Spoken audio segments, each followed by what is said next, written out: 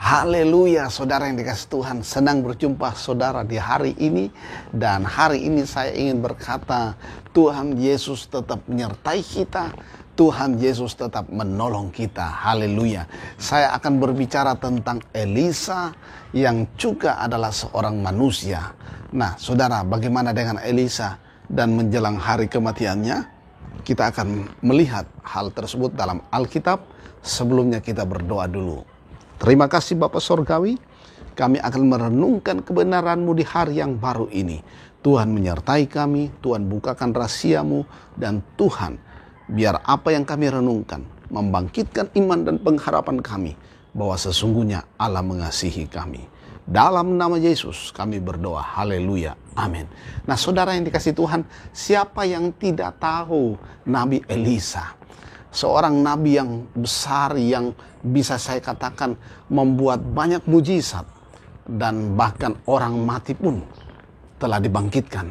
Nah saudara yang dikasih Tuhan, yang menarik bahwa saking terkenalnya Elisa, seorang anak kecil pun bersaksi kepada Jenderal Naaman yang sakit kusta. Jenderal yang adalah orang Arab ini disuruh menghadap seorang nabi. Anak ini berkata, seandainya jenderal mau dan jenderal pergi ke Israel, di sana ada seorang nabi yang bisa menyembuhkan jenderal dari penyakit kusta. Hal yang menarik, Yesus pun bersaksi bahwa pada zaman Elisa banyak orang kusta di Israel, tetapi tidak ada satupun yang sembuh selain Naaman, orang Syria itu. Saudara yang dikasih Tuhan, mari kita mempelajari bahwa Elisa di dalam 2 Raja-Raja pasal 13 di ayat 14 bagian awal di sana dikatakan, ketika Elisa menderita sakit yang menyebabkan kematiannya. Nah, menariknya saudara, sekalipun Elisa telah membuat banyak mujizat yang luar biasa, termasuk menghidupkan orang mati, tetapi Elisa, Nabi Elisa, dia meninggal karena sakit. Nah, saudara yang dikasih Tuhan, dari ayat ini kita mau lihat 3 hal yang perlu kita renungkan. Yang pertama, Elisa, Elia, bahkan hampir semua nabi-nabi, rasul atau siapapun di dalam Alkitab, tokoh Alkitab maksud saya, adalah mereka yang memiliki keterbatasan. Tidak ada manusia yang tidak punya kelemahan. Tidak ada manusia yang super. Tidak ada manusia yang tidak punya kekurangan. Hanya ada satu manusia yang sempurna. Dialah Yesus Kristus Tuhan. Nah, saudara yang dikasih Tuhan, jadi kembali lagi seperti Elisa. Elisa punya masalah, yaitu penyakit. Kita punya kelemahan, kita punya kesulitan. Kita mengalami masalah penyakit juga, kita mengalami masalah kesulitan ekonomi, kita juga mengalami tekanan-tekanan hidup. Nah, saya mau katakan, itulah keterbatasan kita sebagai manusia. Tetapi mari belajar 3 hal yang perlu kita renungkan dalam hidup ini. Yang pertama, yang saya mau katakan bahwa Nabi Elisa tidak terikat pada harta duniawi. Saudara yang dikasih Tuhan, kenapa saya berkata demikian?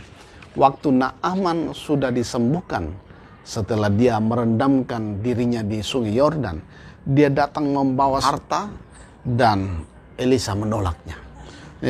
Saat jenderal ini memberikan kepada Elisa, Elisa menolak. Nah, saudara, apa yang Yesus katakan seperti ini? Karena di mana hartamu berada, di situ hatimu berada.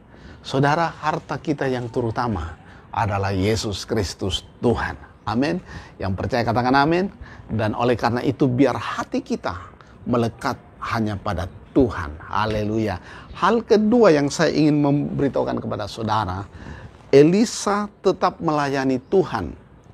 Walaupun kondisinya tadi kita sudah baca yaitu sakit. Jadi Elisa melayani Tuhan dalam keadaan apapun juga. Nah, kadang kita hanya mau melayani Tuhan saat kita sehat. Kadang kita mau melayani Tuhan saat hidup kita berhasil, usaha kita sukses, ya, ekonomi kita baik, ya, tidak ada masalah. Kita mau melayani Tuhan. Tetapi bagaimana dengan kondisi yang seperti dialami Elisa?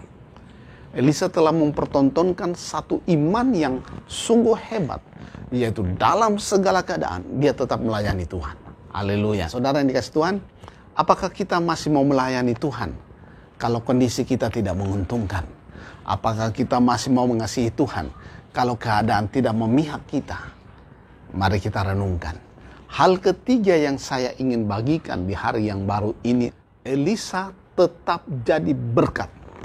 Baik waktu dia hidup dan setelah dia mati. Kenapa saya katakan setelah dia mati? Saudara yang dikasih Tuhan, Alkitab menceritakan satu kisah dan fakta ini bahwa suatu saat orang menguburkan, ya, akan menguburkan mayat, tetapi ada gerombolan datang, atau saya ingin katakan ada pasukan datang, ya, di dekat dengan penguburan itu, sehingga yang membawa mayat tersebut ketakutan dan akhirnya dia melemparkan mayat itu dalam kubur Elisa. Apa yang terjadi?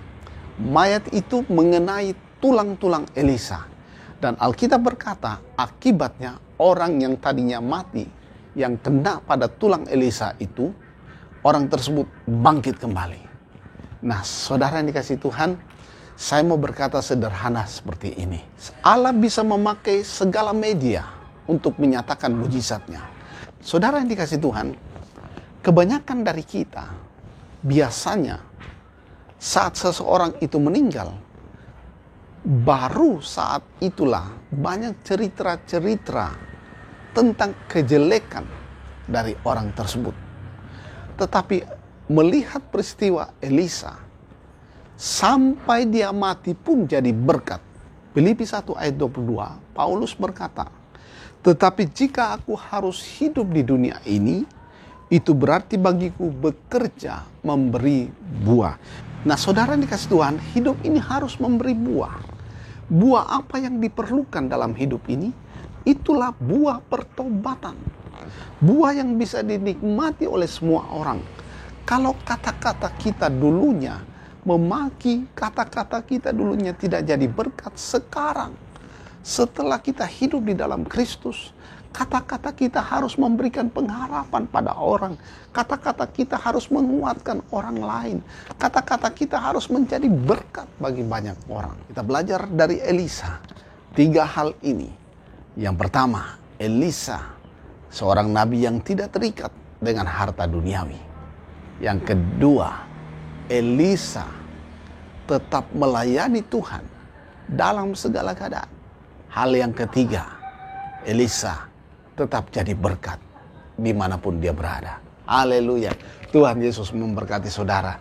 Kita tundukkan kepala. Terima kasih Bapa Sorgawi. Kami sudah belajar kebenaran firman-Mu dan kami mau hidup seperti Elisa. Elisa yang adalah manusia biasa, yang mengasihi Tuhan lebih apapun juga, yang selalu mengandalkan Tuhan dan menjadi berkat di masa hidupnya. Terima kasih Bapa buat segala apa yang telah kami pelajari ini. Tuhan tolong kami dalam segala keadaan. Kalau ada umat-Mu yang sakit saat ini, dalam nama Yesus jamah sembuhkan. Dan biar melalui penyakit itu kami tahu mengucap syukur kepada Tuhan. Kalau ada yang tidak melihat jalan keluar dari setiap masalahnya, dalam nama Yesus, Tuhan tolong bukakan jalan. Dan biar melalui masalah itu kami memuliakan Tuhan. Karena Tuhan ajaib dalam hidup kami. Terima kasih Bapa, jamah umat-Mu, bangkitkan iman dan pengharapan mereka. Yang lemah dikuatkan dalam nama Yesus. Yang butuh pertolongan apapun juga dalam nama Yesus tertolong. Dan kiranya berkat Tuhan menjadi bagian umat-Mu. Hari baru ini kami melakukan aktivitas memulainya di dalam nama Tuhan Yesus Kristus. Haleluya. Amin. Tuhan Yesus memberkati saudara. Tetap semangat. Amin. Haleluya.